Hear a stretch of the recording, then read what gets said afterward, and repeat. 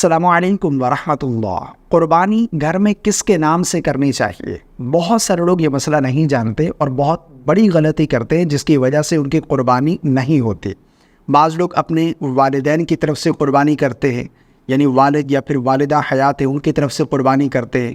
بعض گھروں میں یہ روٹین ہوتی ہے کہ ہر سال گھر میں کسی نہ کسی فرد کے نام سے قربانی کی جاتی ہے، یعنی ایک سال والد نے اپنی طرف سے کی، پھر دوسرے سال بیوی کی طرف سے، پھر تیسرے سال کسی بچے کے نام سے، پھر اگلے سال کسی اور بچے کے نام سے۔ تو یہ روٹین ہوتی ہے۔ قربانی کس کے نام سے کرنی چاہیے؟ ایک چیز سمجھ لیجئے کہ قربانی کس پر واجب ہے۔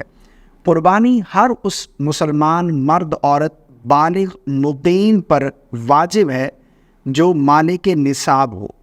مالک نصاب کون ہے؟ جس کے پاس 7.5 تولے سونا ہو یا پھر 52.5 تولے چاندی ہو۔ سونا بھی نہیں ہے، چاندی بھی نہیں ہے، اتنی رقم اس کے پاس موجود ہو جو 52.5 تولے چاندی کی مالیت بنتی ہے۔ اگر کیش بھی نہیں ہے، اگر اس کے پاس حاجت اصلیہ سے زائد اتنا مال موجود ہے جس کی مالیت، جس کی ویلیو 52.5 تولے چاندی کی قیمت کے برابر بنتی ہے، تو ایسا شخص مالک نصاب ہے، اس کے اوپر قربانی کرنا واجب ہے۔ اگر وہ ہر سال مالک نصاب ہوا تو ہر سال اس کے اوپر قربانی کرنا واجب ہے، ٹھیک ہے نا۔ اب بعض لوگ کیا کرتے ہیں کہ اپنا واجب چھوڑ کر، یعنی گھر کا جو سربراہ ہے وہ مالک نصاب ہے، اس کے اوپر قربانی کرنا واجب ہے، لیکن وہ یہ سمجھتے ہیں کہ جب تک والدین حیات ہیں تو بیٹا اپنی طرف سے قربانی نہیں کر سکتا۔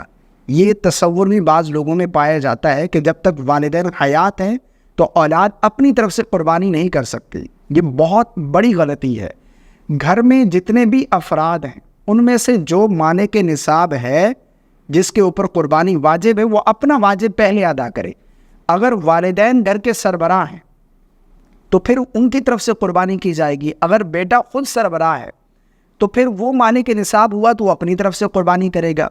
یہ روٹین جو چلتی ہے نا کہ گھر میں کسی فرد کے نام سے ہر سال الگ الگ فرد کے نام سے قربانی کی جاتی ہے، بیٹے کی طرف سے کر لی، پھر بیٹی کی طرف سے کر لی، حالانکہ ان کے اوپر قربانی واجب نہیں ہوتی۔ قربانی اگر ان کے نام سے کریں گے تو قربانی تو ہو جائے گی، لیکن ان کی طرف سے ہوگی۔